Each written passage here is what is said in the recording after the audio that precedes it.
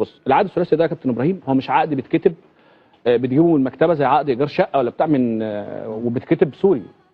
تعاقدات اتحادات الكوره والانديه هي صيغه واحده وموحده وما ينفعش تخرج براها. ماشي. ايه الثغره اللي بتتعمل؟ الثغره اللي بتتعمل وهضرب لك المثل بلعيب زي قفشه واحمد رضا لانهم خرجوا بنفس الطريقه. بيعمل ايه؟ هيطلع قفشه من النادي الاهلي نادي الاتحاد، بيتعمل عقد بيع من النادي الاهلي نادي الاتحاد، عقد بيع اهو تمام جدا بمده ال6 شهور. وبيتشال من على السيستم.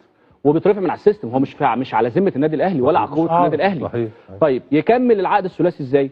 بيروح قفشه وهو رايح بيمضي على عقد، وقفشه بالمناسبه كان فاضل له السنه الجايه راح ممدد سنه كمان وماضي عقد جديد مع النادي الاهلي يبدا من شهر 6 اللي جاي. طيب هل كده ده قانوني؟ طب ما ممكن الاتحاد يقول لك ان انا يا باشا وضع يد امدد له عقد بتاعي واسيبه عندي ويثبت بقى اهلي حلني.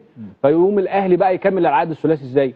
يجيب استغنى موجهه من نادي الاتحاد للنادي الاهلي بالتاريخ اللي ماضي فيه قفشه، والاستغنى دي تتعمل موجهه من الاتحاد السكندري للنادي الاهلي في شهر 6 اللي جاي.